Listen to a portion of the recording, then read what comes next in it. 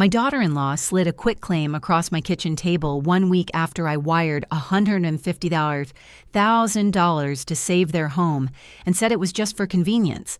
I felt the sting, but 66 years teach you to breathe before you bleed. I set my phone to record and asked her to repeat the request slowly. Then I did what mothers rarely do in dramas. I chose paper over panic timestamps, receipts, and a quiet plan that didn't need shouting. That was only the first move. What followed would decide whether love meant respect or a transfer of power, and I was done being updated out of my own life by forms. Before I continue the story, please subscribe to the channel and leave a comment letting me know where you're watching from. The sprinklers hiss at dawn, misting my rose bushes until every bud looks lacquered. I cradle coffee, breathe in loam and salt, and try to quiet my hands. My phone light's wire completed $150,000. Memo bridge to avoid foreclosure. Family. I read it twice. 40 years of thrift, one push of a button. Love is a rope you throw and then hold even if it burns. Sherry from the branch had warned me yesterday. Marlene, for large family wires, I'm required to offer elder watch. It isn't an accusation, just extra eyes. I told her to turn it on. I'm a retired bookkeeper. Paper speaks. She emailed the disclosure. I consented and saved the receipt to my cloud and my hard folder. Now before the neighborhood wakes, I leave her a voicemail transfer posted this morning. Elder watch stays active. Please confirm memo line captured. The message clicks into place like a s. I rinse the cup and the knock arrives firm, professional. Through the glass, I see a blue cap, a thick envelope, a red sticker. Certified mail. The green return receipt flap peeks out like a tongue. I sign the carrier's tablet and close the door with the envelope against my palm. Urgent occupancy, the label reads. That word does not belong on my threshold. It feels like a stranger calling me dear. I do not tear it open. I set out my pen, reading glasses, and a manila folder I labeled last night, May 2025, family. I slide a butter knife under the flap. Inside a cover letter, a pre-filled form with blank boxes for initials and a long line for a signature and a prepaid return envelope to a law office I don't know. I read slow lips moving on the legal clauses. I do not sign. I clip the green card to the packet and shelve it in the folder. Rules spoken out loud are rules I keep paper first. I walk to the HOA board by the gate for air, pool hours, trimming schedule, minutes printed in 12-point font tidy as prayer. I touch the plastic cover and see my hand quiver once. Neighborhoods are memory machines. They record, they repeat. Pasadena Vista is good at keeping track. Back home, I take a photo of the wire confirmation and save it beside medical files and warranties. Then I open my phone's voice memo. May 6, 2025. Wire for $150,000 sent to avert foreclosure. Purpose in memo. Elder watch enabled. No conditions. Intent is support and stability. I title it and file it where future me can find it. Breadcrumbs for storms. Harold's photo leans by the coffee maker tie crooked the way I never could fix. One last time I tell him, we help our son and we keep this roof and these roses safe. If the cost is sleep, we pay with naps. If the cost is pride, we pay cash and keep the deed. The frame catches light. I pretend that counts as approval. Back to the cover letter. Mid-paragraph, a sentence punches harder than it should to streamline occupancy for everyone's convenience. Convenience. People use that word when they're about to move furniture, and sometimes mothers. My cheeks heat, then cool. I lay the page flat so I won't crease it with anger. Outside, Mrs. Kinsey drives by and lifts a hand. I give the practiced Florida signal that means the storm isn't named yet, a small smile, and a thumbs up you can fold away. On the porch, I study the form's boxes again. Temporary occupancy reassignment. Temporary is a word that forgets its own end date. I date the folder spine. I place the packet on the silver key tray by the door next to birthday cards and spare fobs. I wash my hands so no ink will shake onto any line I could regret. Then I call Sherry. Voicemail again. I received a certified envelope referencing occupancy. I am not signing, logging receipt only. I hang up and draft an email to the HOA office asking for the policy that governs any so-called reassignment, requesting the citation and the last 3 years of minutes. I don't threaten, I request. Request is a cousin of insist. Before I speak to family, I fortify the file. I print the bank confirmation, snap a photo of the certified envelope, and clip a sticky note, received 10:12 a.m., signed by M. I breathe until my shoulders drop. Quiet doesn't mean weak, it means aimed. I sit at the table and draw a margin on a yellow pad. Date, time, who, topic, result. Old habits pay rent. Under 1108, I write USPS certified arrived, contents, occupancy packet, law office return. Under 1115, left message for bank advisor, elder watch note appended. If anyone questions my memory, I will show them my ink. Gulf air slips through the screen and sets the curtains swaying. My roses drip dry, each thorn catching light. When my boy was little, he ran through those sprinklers and laughed until he hiccuped.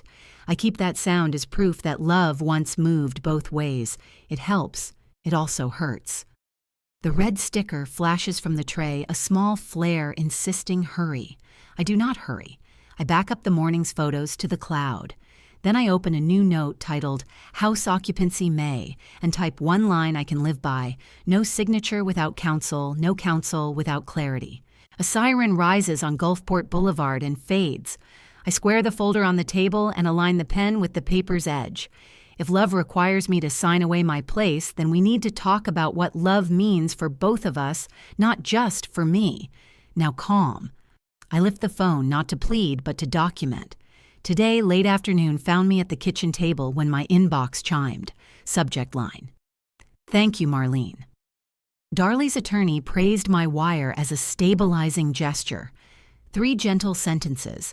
Then the turn finalize an occupancy agreement and consider a quitclaim for convenience. I set water to boil and laid out 3 cups. When they arrived, I met them at the door with a smile that didn't wobble. Before we talk, I said. Placing my phone on the table, I'm recording my notes for accuracy. I'll send them to you afterward. Their eyes went to the little red dot. Joran nodded stiff as a boy at a parent-teacher conference. Darley's lashes flicked once, then settled into hospitality. Of course, Marlene, she said. Transparency protects everyone. Coffee made its friendly sounds. Darley slid a slim folder across the table. The paper edges felt cool and deliberate under my fingers. On top sat a draft occupancy agreement. Under it, a pre-filled quitclaim deed with my name already typed above a thin line. Paperwork only catches up with love, she said, pouring. This would let us handle taxes, premiums, contractors, little things you shouldn't worry about. I worry fine, I said. Let's read. I took my time because time is how adults keep their footing. The occupancy would make me a licensee at my own address. The quitclaim would move title to my son. The bundle used words like streamline and facilitate and administrative. None of them meant care. I asked my questions calmly, one by one, like stepping stones across a creek. If I'm a licensee who carries the homeowner's policy and who is the named insured, if there is a claim who decides repairs, if I need a grab bar who authorizes the work order, who pays the HOA assessments, if you delay, if I fall on the front walk after title moves, whose liability counsel returns the adjuster's call. Darley answered broadly, then softly, then not at all. Joran watched the steam rise from his cup, the way heat leaves a road at dusk. To make sure we were all hearing the same conversation, I repeated it into the phone. For the record, I said you're asking me to sign a quitclaim, so the title moves to you and I remain at the bungalow at your discretion. Correct. Darley smiled as if I had complimented her blouse. We're asking for what's easiest, she said. You won't notice a difference. Joran nodded again, a man balancing between gratitude and hurry. Convenience isn't care, I said, and I won't sign tonight. I folded the quitclaim so the signature line looked me in the eye, then set it back down. I cleared the loan because I'm family. Family is not a detachable accessory. Darley tried a softer angle. It would let us respond to emergencies, Marlene. Contractors, premiums, maintenance. Emergencies are when you bring soup and a socket wrench, I said. Emergencies aren't the time you move the deed. Silence put its elbows on the table with us. Darlie traced the rim of her cup. We can revisit, she said the way people say, see you soon when they mean maybe. I collected the folder and walked them to the door. Thank you for coming, I said. I'll send a summary of what we discussed. As soon as their taillights turned the corner, I texted both of them, pair our conversation at 6:42 p.m. You requested an occupancy agreement and a quitclaim for convenience. Moving title from me to you. I declined. I will review with counsel. M. I took screenshots of the thread, then emailed the images to myself with the subject kitchen meeting, May 14th, and attached a fresh note summarizing the asks and my refusal. I saved everything to the same folder that holds my wire confirmation and the certified letter. The kitchen sank into its familiar hum. I lined the pages along the silver tray where I keep the keys. It would be easy to stomp. I let the sting become data. I washed the cups, dried them, and wrote the evening into my log, May 14th, 6:37, 10 p.m. Requests, occupancy plus quitclaim. I declined. Follow-up text sent. I capped the pen and set it parallel to the pad. When you've kept books for decades, straight lines help you sleep. My phone buzzed. A portal notification slid down the screen. Profile update attempt, beneficiary occupancy contact. The words arranged themselves like furniture being dragged across a floor I had mopped. Someone somewhere was trying to change a field with my name on it. I stared at the phrase that put me in the wrong column without ever saying my name out loud. I didn't call. Not yet. I took a screenshot. I added the image to tonight's note and wrote, Alert received at 7:28 p.m. Investigate HOA and any linked portals tomorrow. Obtain audit log. I placed the phone face down so I could see my own reflection in the black screen. Calm has a face. It looks like a woman who learned to count everything and now counts on herself. I sat a while and matched breath. I turned off the kitchen light. The house exhaled. The roses outside were silhouettes, thorns and all. I told the dark what I had told my husband's photograph 100 times: I will help without disappearing. If love is convenience on paper, it's not love, it's a transfer. The HOA portal banner was still there when I logged back in after breakfast. Attempted beneficiary occupancy update pending review. I took a screenshot, then another that caught the timestamp in the corner of my screen. I opened my spiral notebook and wrote the line the way bookkeepers do, date hour action, where the proof lives. Paper first, feelings later. I closed the browser and dialed the HOA office. I would call family only after I knew what the system said. Pasadena Vista homeowners, a woman answered. Hi, Tammy. It's Marlene at Lot 27. Your portal flagged an update last night on my account. I need the audit details. She didn't sound surprised. I saw the banner this morning. Can you come by? It's easier if I pull the back-end log while you're here. I'll be there in 20 minutes. The HOA office sits behind the pool, a low room that always smells faintly of copier, toner, and sunscreen. Tammy met me at the counter, slid the admin keyboard toward herself, and woke the monitor. Lines of text filled the screen: ticket numbers, device types, timestamps, stacked like fence posts. There, she said, pointing. Change request opened at 6:58 p.m. Device iPhone browser mobile Safari. No completion. System blocked for lacking owner authentication. Can I get that printed? I can give you a preliminary notice for your file. She clicked. Then the printer coughed out a sheet with the HOA letterhead and the words, Preliminary Owner Notice. This confirms an attempted change on your lot and that no update was made. Is there a way for me to see the IP? There is, but we have to be careful with privacy. She pulled a form from a blue folder. Sign here to authorize release of non-personalized log entries tied to your lot. I'll need a couple hours to compile. I read every line. Then I signed, printed my name, and wrote today's date twice, once in the margin for myself. Email is fine. Email and a paper copy. I'll call when it's ready. On the lobby bench, I sat to text a neighbor who has never once asked for the latest gossip and always shows up when it counts. Noreen quick note, HOA flagged an attempted account change on my lot. If I need a witness at a meeting, would you sit with me? A moment later, she walked in with her reusable grocery bag crinkling at her side. I was already here for stamps, she said, a small smile. Yes, you don't have to stand alone. I thanked her, promised to send the time if it came to that, and drove home with the preliminary notice on the passenger seat, like a seat-belted passenger. At my kitchen table, I added it to the manila folder labeled May 2025 Family, noting the hour who printed it what it said. The silver tray by the keys held last night's folder, and for a second the paper stacked there looked taller than the roses outside. I breathed. This is how I keep a life from sliding edges, aligned dates, written names, spell. 2 hours later, Tammy's email arrived. I printed the first page before I even read the second. The audit showed the attempt came from an iPhone through the HOA portal, and then a string of numbers, the IP. A line below mapped it to the Wi-Fi network name seen previously when the portal connected from my address.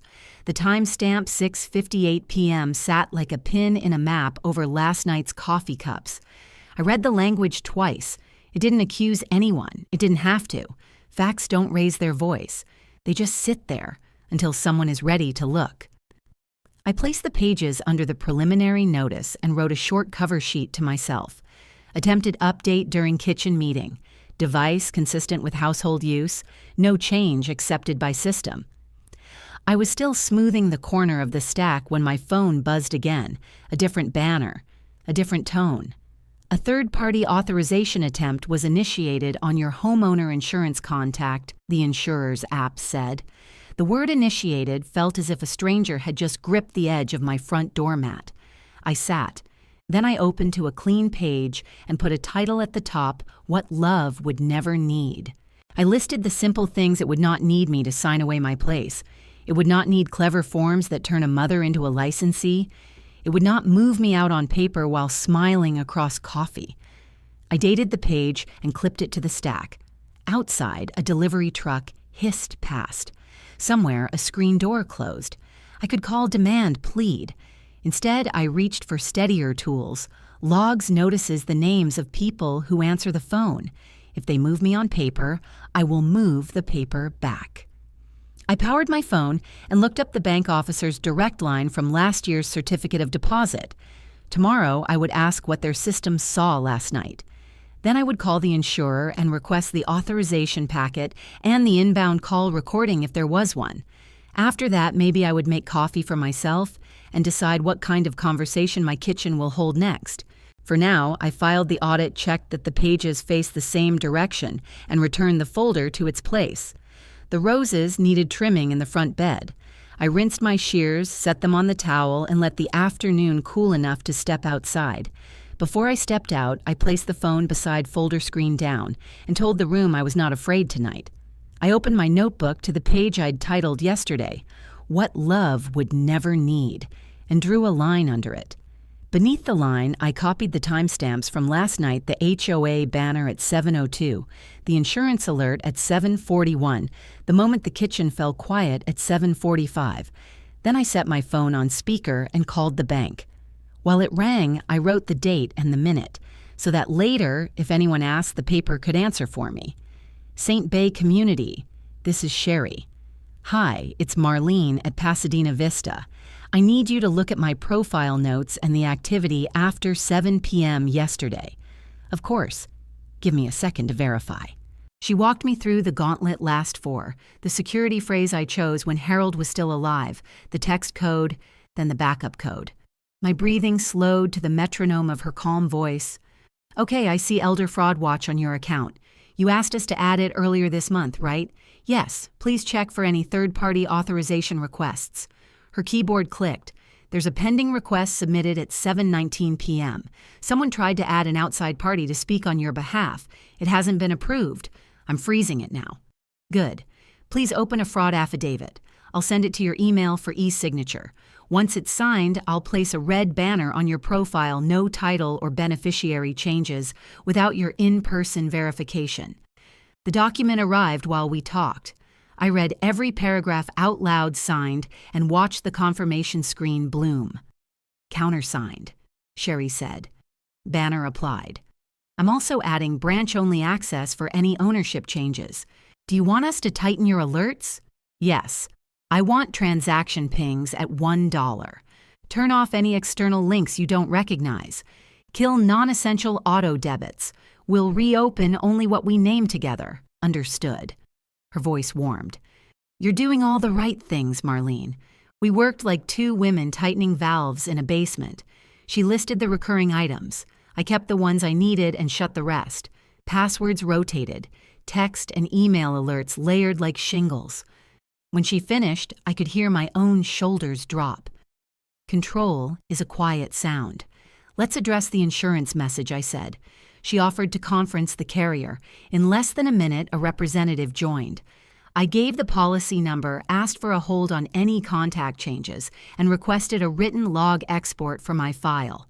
We can send a contact change freeze letter with a case number, the rep said. You'll get it by email and mail. Thank you. Note that only I, Marlene, in Florida can authorize changes. Record today's call and attach it to the case.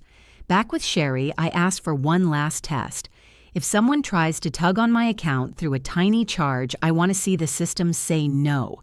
We can simulate that with a $1 authorization flag, she said. Stand by.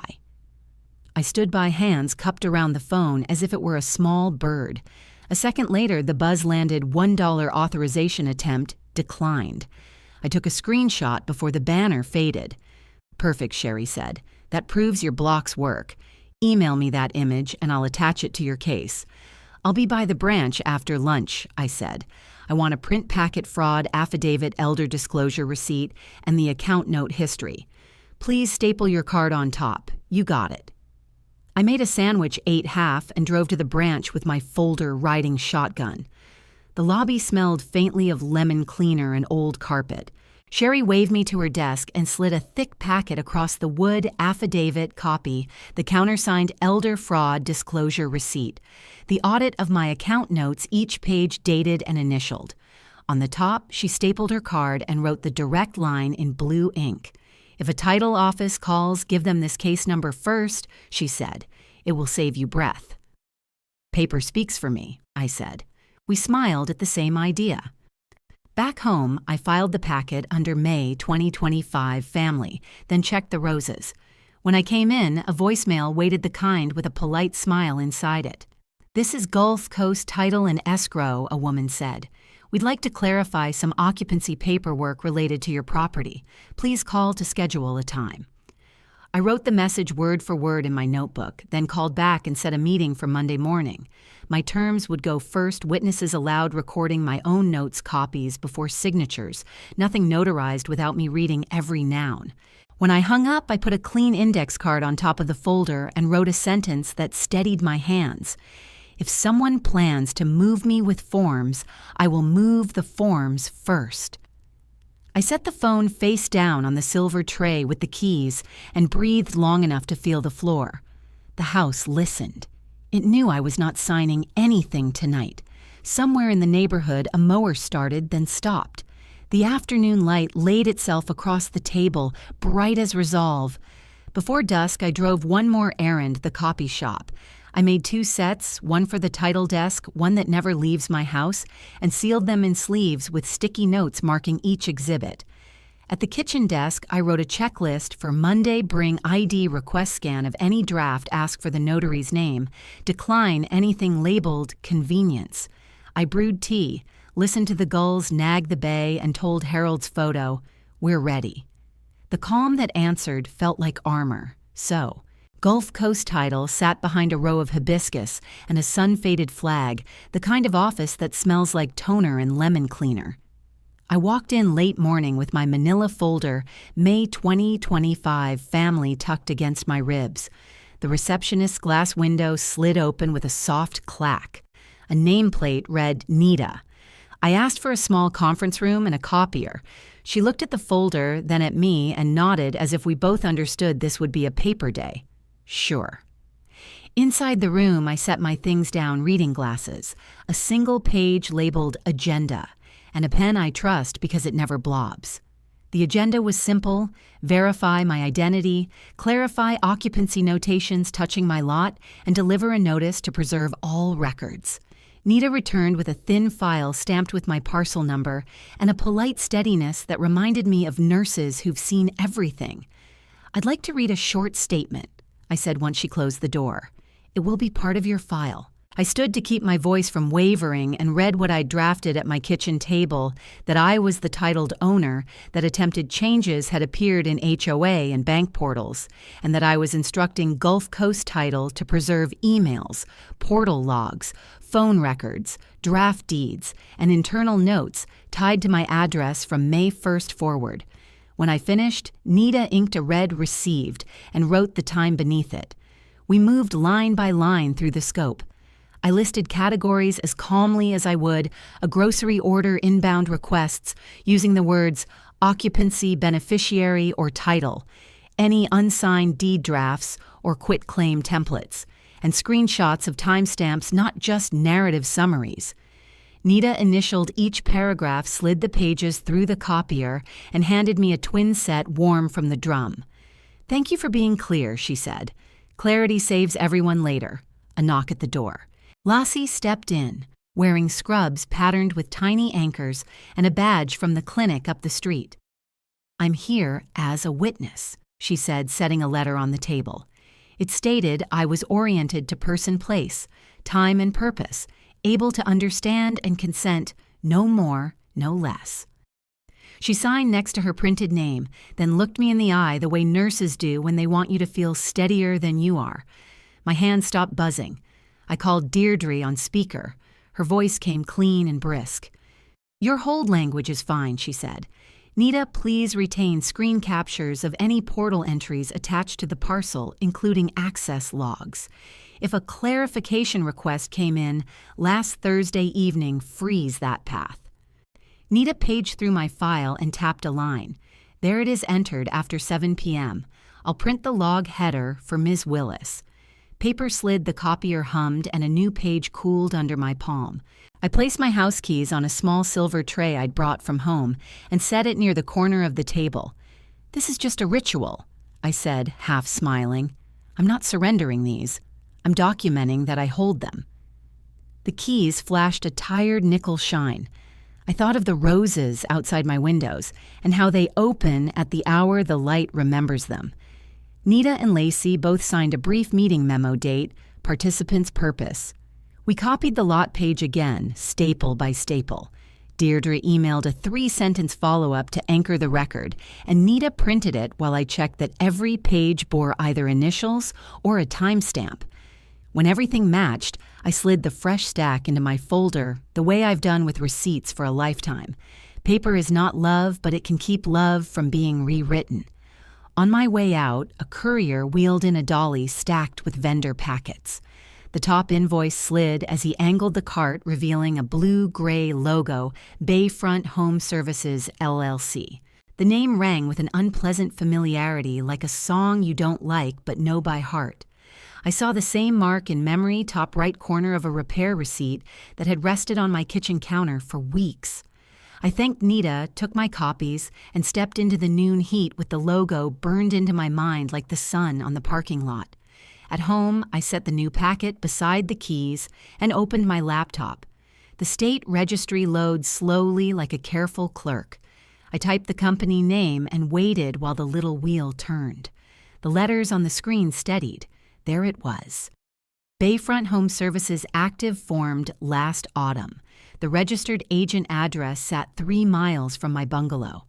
I scrolled to the listed manager and paused long enough to hear my own breath. Not a stranger, a surname I knew too well. I didn't print it yet. I took another path first, the one that never lies my file drawer. The repair receipt from winter had been folded once, then tucked behind a grocery list. I smoothed it flat on the table and put the invoice beside it. Same logo, same layout, same email footer. The charge had looked like routine maintenance then. Today it looked like handwriting on the wall. I returned the documents to order, closed the folder, and slid it back into the cabinet. The roses needed water. The house needed quiet. I stood at the sink, filled the green can, and promised the man in the frame by the stove that I would keep going exactly like this steady step sign pages, no shouting. If someone meant to move me by paper, I would move the paper first. The tray held the keys, the folder held the day, and my name, my real name, remained on the doorbell where it belonged. The sun pushed a bright square across my kitchen table as I opened the state registry website. I typed the name from yesterday's invoice, Bayfront Home Services, LLC, and waited. The page blinked, then loaded the articles of organization. Manager, Darlie Van Doren. Filing date, last summer.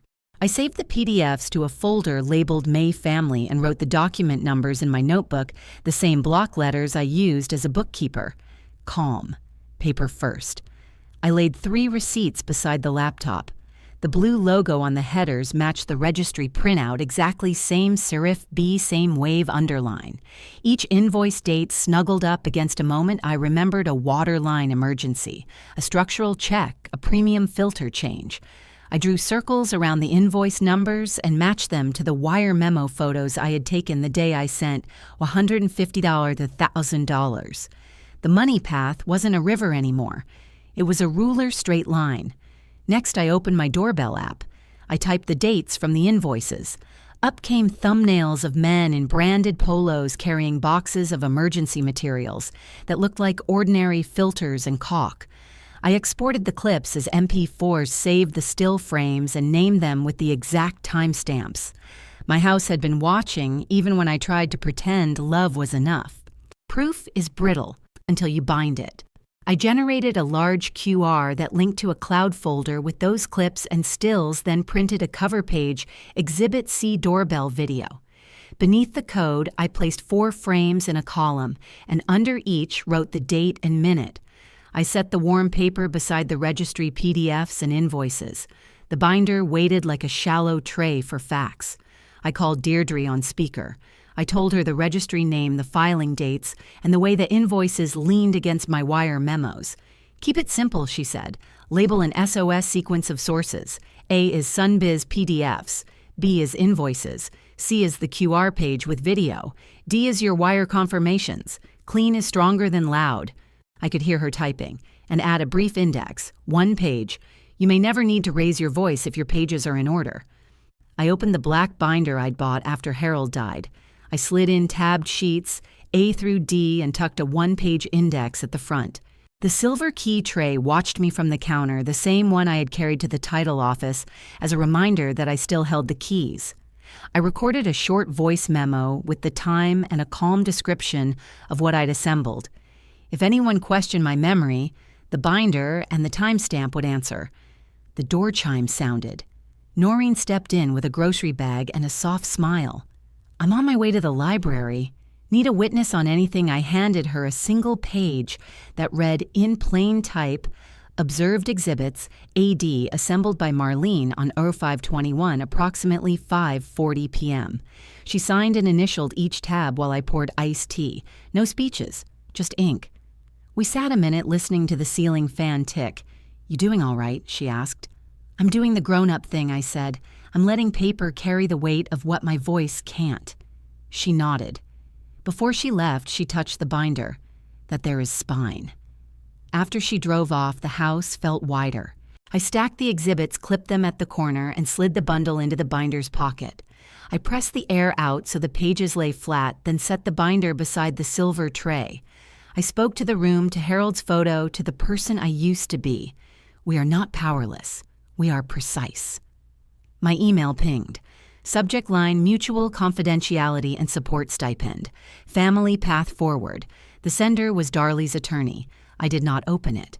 Instead, I placed the sealed envelope from earlier weeks beside the binder and set my phone on top a paperweight with a pulse. If an agreement was coming, it would find me ready. Evidence is quiet until it's read aloud. I rinsed the tea glasses, dried them, and locked the back door. Out at the roses, the sprinklers clicked on schedule. The water threaded through the warm air and jeweled each bloom. I thought of the QR waiting on the cover sheet, a square of black marks that could open a window into my doorway at any moment I chose. Truth made simple enough to scan. Tomorrow I would decide whether to read the confidentiality offer or let my attorney do it first. Tonight I would choose steadiness. I closed the binder, set it square to the edge of the table, and breathed until my shoulders loosened. If an agreement knocked, my evidence would meet it at the door. I rested. Before dusk, I added a brief cover letter, my name, parcel number, and please preserve all records relating to occupancy or title. I left the signature for morning. On the index, I typed file names, A1 and articles.pdf, B1 invoice, 0322 PDF, C1 QR page.pdf, D1 wire memo JPG so no one could claim confusion. Deirdre texted courtroom simple. Don't reply to bait tonight. Bait comes sugared. Hooks do not. I walked the house and checked each window. The lock settled with that calm click that says you belong here. In the bedroom, I set a flash drive copy in the wooden bowl with my rings. At my desk, I wrote one line, "If kindness requires secrecy, it is not kindness." Beneath it, I listed tomorrow's first call, asked the title office for a blue stamp receipt of today's hold. I turned out the lamp. The binder stayed on the table, a quiet square of order in a house that has learned to defend itself without raising its voice. The subject line waited like a held breath. Mutual confidentiality and support stipend. Family path forward. I set my binder beside the silver key tray, pulled the lamp chain, and opened the email. The offer read warm until the sentences hardened. A small monthly stipend for my comfort. Voluntary occupancy scheduling. Mutual non-disparagement. The lines arranged a quiet box and asked me to step inside it. I printed the PDF. The sheet came out, warm edges curled. I took a pen and read as I used to reconcile ledgers, slow exact.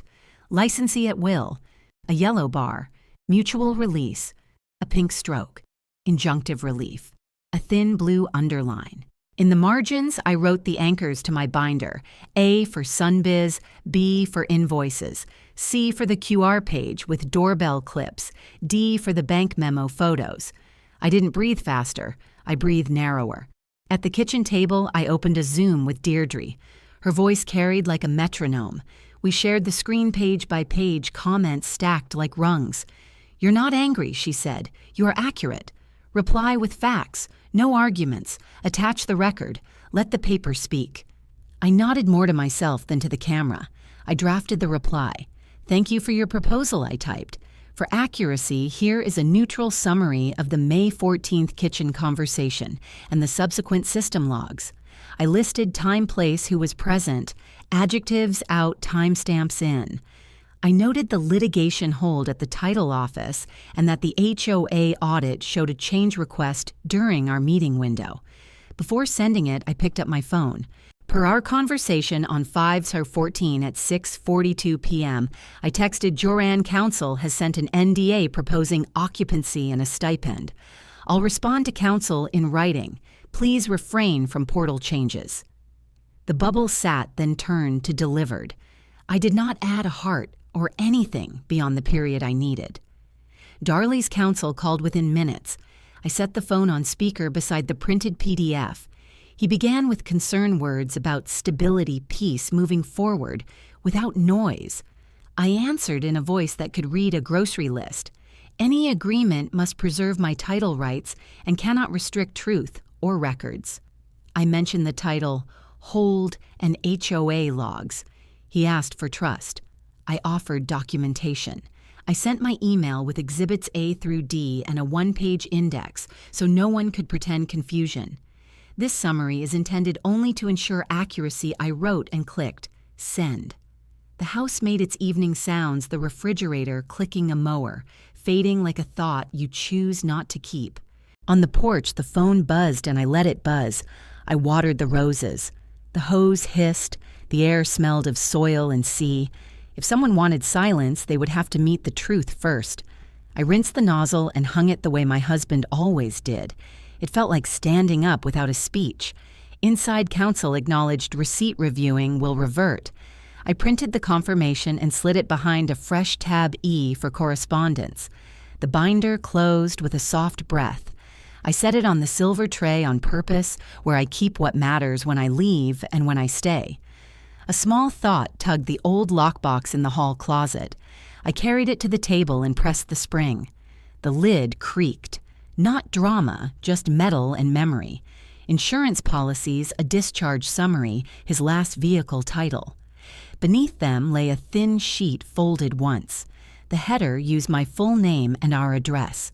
Life Estate Addendum. It read in clean type older than portals and QR pages and polite claims of convenience. My hands didn't shake. They went still. I set the paper on the binder and dimmed the lamp so the backlight wouldn't wash the letters to a blur. I did not read the clauses. I wanted to sleep with the fact before I slept with the words. I slid the addendum into a clear sleeve, wrote tonight's date on a small note, and pressed it to the corner. On my phone, I recorded a voice memo, located document labeled Life Estate Addendum in household lockbox, time 9:18 p.m. I saved it then, set both phone and sleeve on the tray, where the keys waited like quiet witnesses. Outside, a breeze moved hydrangea shadows across the wall.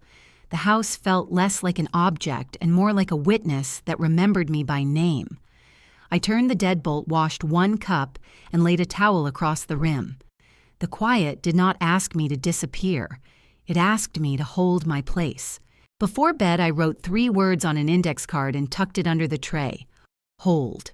Proof. Place. If tomorrow asked me to be small, the card would answer first. I turned off the porch light and kept the house.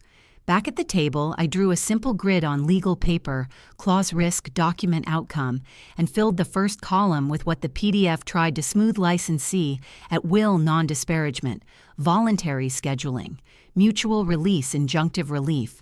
Under risk, I wrote plain lines could be used to remove me without notice, would chill truthful speech, creates leverage to time me out, wipes past conduct, lets them gag me by court order. Under document, I matched A through E. Under outcome, I wrote a short line for myself. No signature, no gag on truth, no transfer. I printed 2 sets, placed one in an envelope to counsel for certified mailing, and filed the other behind tab E with time and ink. Now. At my dining table, morning light slid across the wood like a quiet hand. I unfolded the thin sheet I'd found in the lockbox and read it out loud in a voice meant to steady me as much as the words. Life Estate, the header said in clear type, my name spelled in full beneath it. It granted me the exclusive right to live in the bungalow, to direct the maintenance of the house and grounds, to decide vendors' schedules and access. Survivorship language followed. If I outlived anyone listed on title, my right of occupancy remained unaffected. Harold's small, tidy initials marked each bottom corner as if he had pressed reassurance into the paper 8 years ago. I traced one set with a fingertip and whispered, "Thank you, love." The addendum named the bungalow by its legal description, lot and block numbers that always sounded like coordinates to a life I had held together with casseroles, paint rollers, and the checkbook no one noticed until a crisis. It listed the front garden as within my control for safety and habitability. Roses count as both. I decided touching the spine of a stem where new thorns were soft. I checked the footer, the notary's seal. A commission number I read twice, 2 witness signatures on the final page. The dates matched the month we refinanced the backyard fence. I set the pages on a towel, photographed each one, and added them to my binder as Exhibit E. The order mattered: cover sheet, paragraph, citations, close-ups of the seal, then the signature page. If I ever had to show this in a harsh room, it would stand up without me. I looked up the notary on the state website and found her commission active at the time the seal was used. The witnesses were neighbors we'd known then. Their names steadied me like the feel of a familiar hymn in an unfamiliar week. I called Deirdre and angled the laptop so the camera caught both me and the paper. She listened while I read the key lines. "That's enough," she said, gentle but sure. "A recorded life estate controls occupancy. You owe no quitclaim to anyone. Let's make certified copies record a memorandum so it indexes easily and give formal notice to title and HOA. Short, factual, no heat. My shoulders dropped in a way I hadn't realized I'd been holding them all week. Deirdre reminded me to keep my language plain if anyone asked about it. I live here by right, and I maintain the property. No one can schedule me out. It felt like being handed a coat that finally fit my shape. In the garage, I pulled down the banker's box labeled in Harold's block letters house. Inside, beneath old warranties, lay the original wet ink set. I put on cotton gloves, lifted the pages, and tilted them toward the window. The ink showed slight ridges where a pen had pressed and paused. I slid the set into a new archival sleeve and sat a moment with the weight of the thing not heavy, but decisive. A mobile notary met me on the porch after lunch. We reviewed my photographs and the originals, and she prepared true copy certifications. I signed a brief affidavit of custody stating exactly where the documents were found and when. She logged her commission expiration and handed me duplicates for the binder. Business-like kindness is its own balm. At the Pinellas County Records window, glass and fluorescent light made everything look stricter than it felt. I filed a memorandum of life estate referencing parcel and instrument numbers, then a notice of interest tying the addendum to the bungalow's legal description. The clerk slid back receipt strips with a rubber stamp thunk that sounded to my ears like a small door locking from the inside. I tucked the strips into the binder and breathed like I'd just come up from a long swim. While I waited for the clerk to make copies, a couple ahead of me whispered about a probate file. Paper carries so many kinds of love and fear. It only becomes cruel when people wield it to erase someone. I resolved mine would never be used that way. Back home, I scanned the receipts and emailed copies to Nita at the title desk and to Tammy at the HOA. My subject line stayed bland recorded memorandum of life estate instrument numbers attached. In the body, I wrote one sentence: for accuracy, please append to my file. No argument, no adjectives. Record would speak in the voice that carries. Deirdre sent 2 sentences for me to forward to counsel. Any proposal must respect the recorded life estate. Further contact should avoid terms inconsistent with record. I pasted them without adding a word.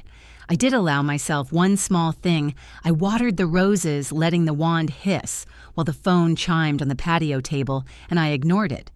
By early evening, clouds stacked soft and tall over Boca Ciega Bay.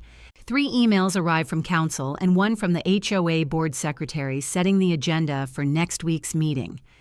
I turned the phone face down and looked at the house at the door Harold re-hung after the storm at the porch rail he sanded smooth. The county had stamped my place into the record. Now the neighborhood would hear it in the minutes. I pictured the minutes read aloud in that dry, practical tone Tammy uses, and imagined a line as clean as a plum string member reports recording of memorandum of life estate. Instrument numbers attached. No flourish. Truth doesn't need one. I closed the binder and set it by silver tray keys stacked like a flag. If anyone asked what changed, I could point without raising my voice now. I printed Deirdre's 2 sentences and slid the strip beneath a rose magnet on my fridge. Below it, I wrote the instrument number from yesterday's memo in thick black ink, each digit like a fence post. The binder waited on the counter Exhibit E on top. I pressed the raised seal through the sleeve and felt steadiness instead of pain.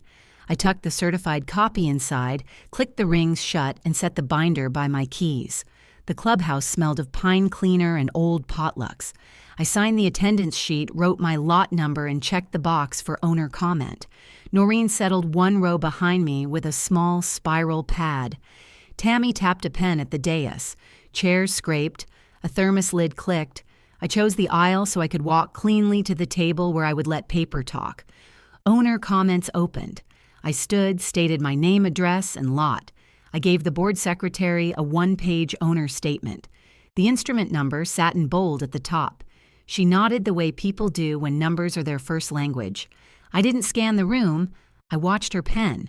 I read exactly 2 sentences. On May 23, 2025, a memorandum of life estate in my favor was recorded under the instrument number provided. Any occupancy language submitted by others does not supersede the recorded interest. Then exhibits available upon request. No tremor, no story, no accusation.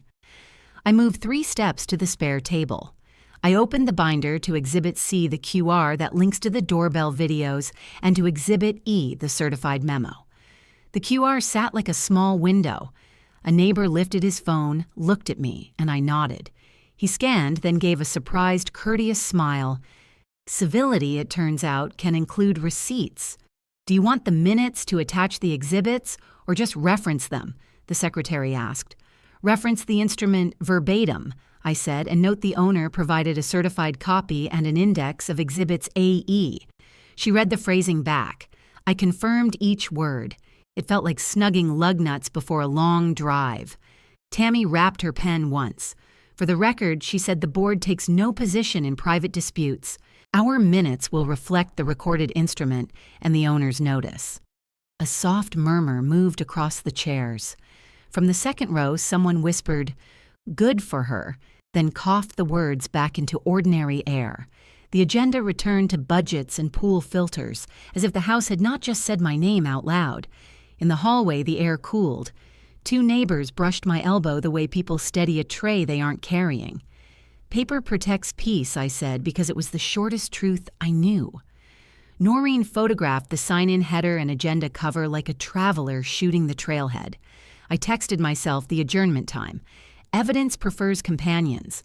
A lone timestamp is a shy thing. At home, the sky was steel, softened by late light. 2 messages waited. First, an email from Darley's counsel proposing a constructive alternative guest access on a schedule. Second, a voicemail from the county fraud unit asking me to return a call about attempted account changes. I set my bag on the bench and let both rest on a small shelf of silence. I rinsed the watering can and watched the hose wander across the grass. In the window, I saw my mother's chin on my face, a tilt that signaled resolve rather than combat. Inside, I placed the binder on the silver tray. The tray had once been for guests. Tonight, it felt like a dock where important things tie off in calm water. I opened a fresh page and drew 2 headings, Reverse Offer and Fraud Unit. Under the first, I wrote what I might accept without losing my place, a revocable guest license drafted by me, no schedule owed compliance-only revocation at will, no waiver of rights, no fees, no gag clauses. Under the second, I listed what I could offer before any question was asked: bank fraud flag, title office litigation hold, HOA audit trail, QR videos, instrument number certified memo. I let the day replay my voice trimmed to 2 sentences, the secretary's pen catching each word, the QR like a bridge between my doorbell and their understanding. My phone face down buzzed once and settled. The neighborhood dogs offered their evening commentary. A basketball met concrete with a rhythm that sounded like honesty practicing. I drafted but did not send, "Thank you for your email." As reflected in the public record, I hold a life estate in the property. If access is needed, I can consider a revocable guest license on written request at my discretion and without any release of rights or confidentiality restrictions. Please confirm future proposals will avoid terms inconsistent with record. I saved the draft for morning. At the fridge, the rose magnet held steady above the number. I touched the magnet, then the digits ritual into bone. The minutes would carry the line I needed them to carry. The house would carry me. Between the two, there was room for love to return if it could behave, and room for law if it could not. I flipped the porch light and watched moths make poor choices in a bright world. I had made mine in daylight with witnesses. I placed a sticky note atop the binder, "Call fraud unit," then reply to counsel. Lists keep fear small. Order keeps breath steady. I washed my cup, dried it, and set it mouth down, one more thing closed, to dust. For now. Let the minutes reflect what love never needed and what law now makes plain. The county number blinked on my phone like a metronome. I put it on speaker, opened my notebook, and wrote the date in the top right corner. "This is Marlene," I said. Parcel ending in 4721. A steady voice from the county fraud unit confirmed my address and asked if I could speak freely. I looked at the roses still beaded from morning watering and said yes. He asked what brought me to call. I said one thing: timelines don't lie. Mine has ink. He did not interrupt. He asked for the sequence. I read it from my Pages bank wire on May 6th kitchen meeting, on the 14th HOA audit ping, on the 15th bank fraud flag, on the 16th title hold, on the 20th life estate memo recorded on the 23rd. He asked for supporting material. I summarized the binder Deirdre trained me to build, Exhibits A through E, named and dated with a QR page for doorbell clips. I'm not alleging intent, I added. I'm describing what the logs show. His questions stayed careful, the kind adults ask when they mean to help. Had I offered money before the pressure began? Yes, disbursement came first. Did requests move from gratitude to occupancy control? Yes, email, then a quitclaim. Did anyone try to modify portals? Yes, the HOA produced an IP trail tied to my Wi-Fi name. Did I feel threatened? Not physically, I said, but paper can bruise when it erases where you belong. He paused, then thanked me for saying it that way. Here is your case number, he said, reading each digit twice. He gave me a secure upload link. I read it back, spelled the slashes, and wrote the confirmation code next to the number. Please send only duplicates, he added. Keep the originals safe. I smiled at the silver tray that holds my keys and told him the originals were not going anywhere. We ended the call like people who understood each other. No drama, just order. I opened the laptop and built the packet. File names that make sense to any stranger. 2025-0506 wire memo JPG 2025-015 show audit PDF 20-16 bank or fraud affidavit PAV 2019-23 life estate memo PAV exhibit core page PAV 2025-21 till 1 invoices Bayfront with 2019-1 doorbell clips MP4. I wrote a one-page cover letter titled Sequence of Sources and listed what each file showed, then uploaded the lot. The portal returned a green check. I saved a screenshot and printed a copy. Only then did I open a document titled Revocable Guest License Family Use Only. It wasn't punishment. It was a boundary. The terms were plain access by appointment afternoons, no overnights, no keys or copies, no mail. Visits end at 7, no photography or recording devices, misrepresentation or harassment ends access without appeal, termination at my sole discretion. I added the license created no interest in title or occupancy and could not be used to suggest one. I sent the draft to Deirdre with a note. Please redline for enforceability. No adjectives. She returned it an hour later with 4 edits, all small and sharp as pins. Add mutual non-harassment. Bar remote devices. Require written acceptance within 48 hours. State that a violation becomes trespass and will be reported. I accepted the changes, signed the bottom, and turned intent into black letters on white paper. Noreen knocked as the printer cooled. Just sign here, I said, handing her a witness note with date. We sat at the kitchen table like 2 old friends balancing a checkbook. I emailed the license to Darley's counsel and CC'd Deirdre the subject line as clean as the document guest access offer, non-transferable, revocable. I read the body aloud for Noreen to hear the terms, the window, the reminder that my life estate is recorded. I pressed send. Noreen initialed my note and poured us water. On the porch, I rested my pen on the notebook. 2 paths sat before me like lanes on the bay. If they accepted Sundays, would be civil.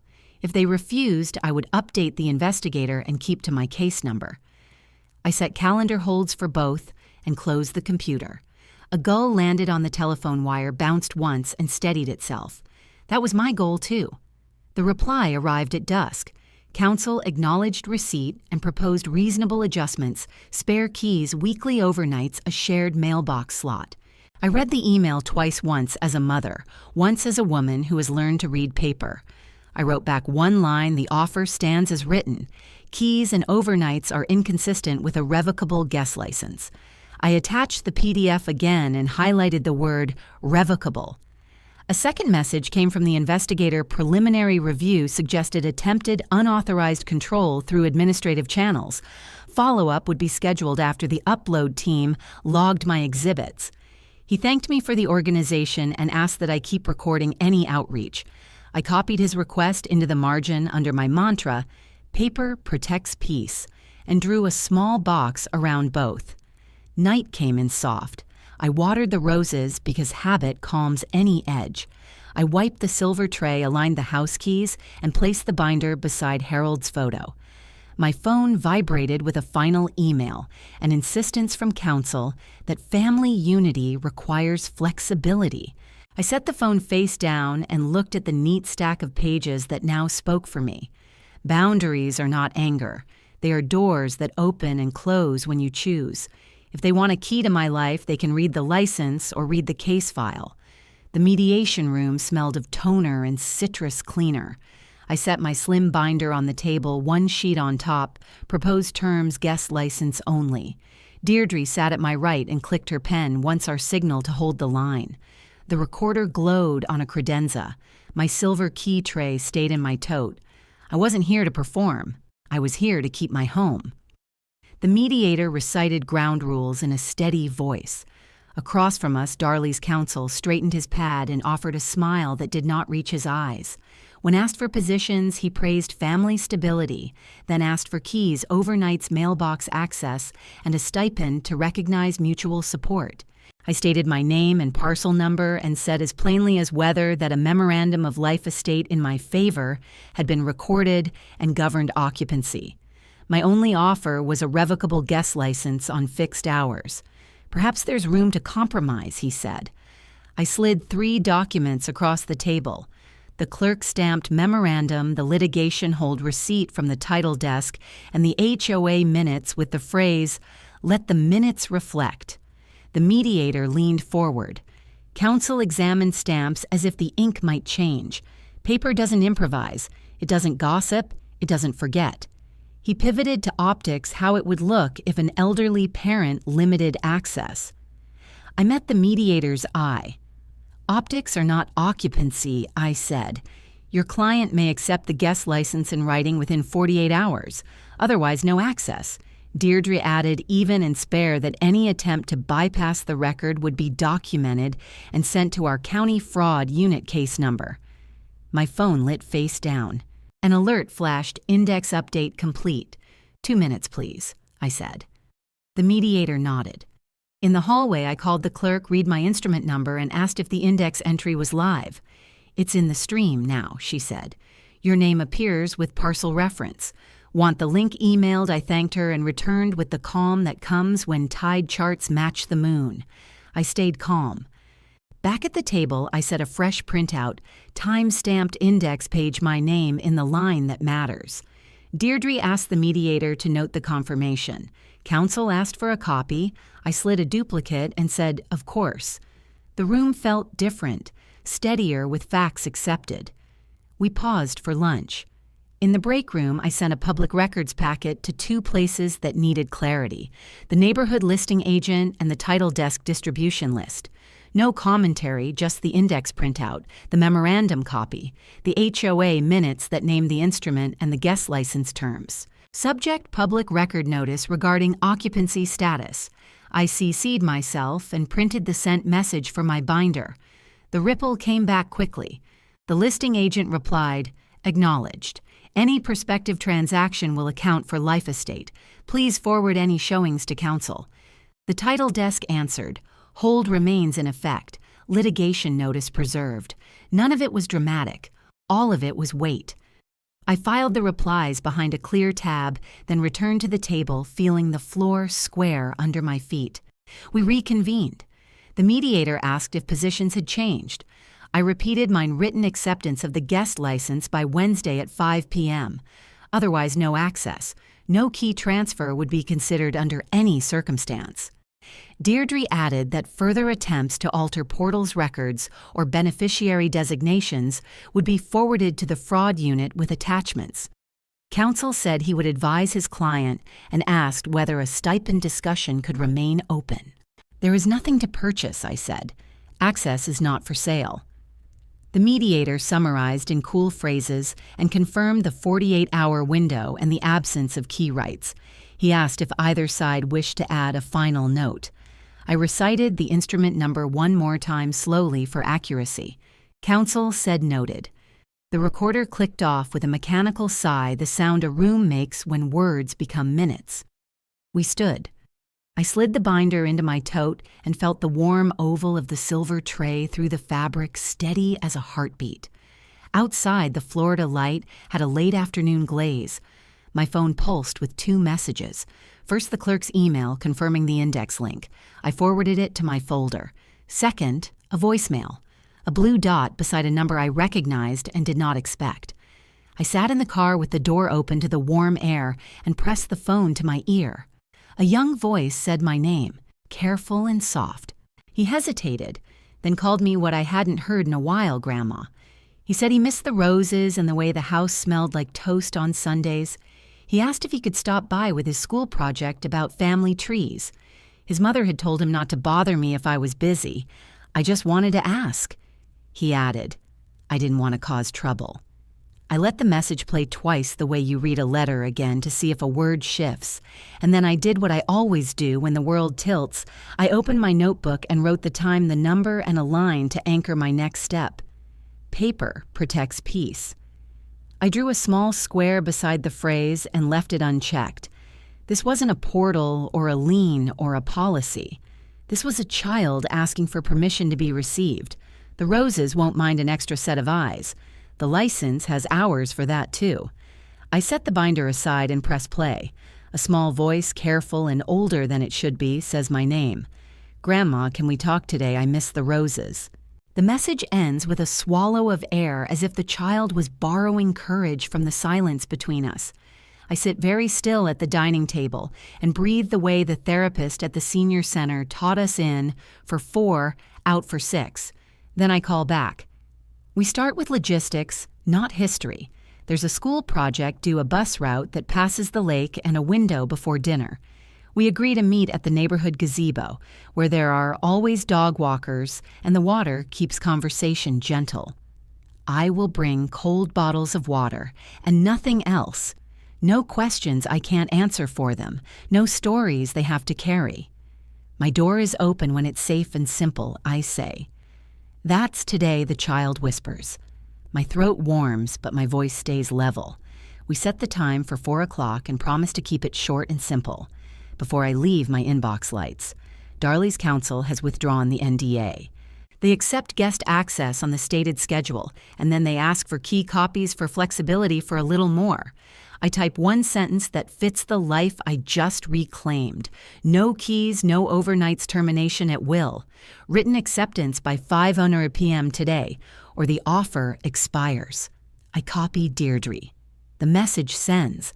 I put the phone face down and pick up the small notebook I bought last week, the one with the words, "Paper protects peace," pressed into the cover in small gold letters. Another ping arrives this time from the County Fraud Unit investigator. Preliminary findings support attempted unauthorized control. Interviews scheduled, the email reads. It is a cold sentence, but it sits warm in my chest. I forward it to my folder, add the case number to the index, and close the laptop. Not everything needs my face. Some things only need my record. The lake is bright when I reach the gazebo. I choose the bench that faces the shallows where the egrets walk like old men in white suits. My grandchild arrives with a backpack and a promise to be back by 5. We talk about the civics presentation and whether Spanish verbs are friends or foes. I say nothing unkind about their parents. I don't need to. We are building a bridge plank by plank, and bridges don't rise faster because you shout at the river. I hand over the little notebook and a smooth pen. When the world gets loud, I say, write 3 things you know are true. Then decide the next small, safe thing you can do. The child nods in that grave way kids do when they have been asked to grow up early. We talk about the roses and which ones bloom after the rain. We talk about summer reading and how libraries smell like clean paper and hope. My phone buzzes at exactly 4:30. The subject line says, Acceptance Guest License. I open it while my grandchild watches the water striders. Signed and dated, no keys, no overnights, no mail privileges, revocable at my will. I forward the acceptance to the title desk and the HOA, then send a brief thank you to Deirdre. Noreen appears on the path by chance pauses when she sees us, and I ask her to witness the time I received the acceptance. She smiles, notes the minute in her phone, and keeps walking down the path toward the tennis courts. We walk back toward the street together. At the corner, I hug my grandchild, not hard, just enough to say I'm here. You did a brave thing today, I say. So did you, they answer, and for a moment the years fold up like a map, and I can see the route that led us here. The wire, the envelopes, the pings, the desk, where stamps keep time. We wave. They head toward the bus stop, and I turn toward home. The bungalow holds the afternoon like a breath. I print the signed acceptance and slide it under a new tab in the binder labeled License Executed. The pages are thin, but they weigh more than anger. I water the roses until the soil goes dark and fragrant, and my hands remember the rhythm that kept me steady when the house felt like a stage. The hose hums. A hummingbird stops at the coral salvia, then vanishes as if applause embarrassed it. Inside, I write 2 short notes.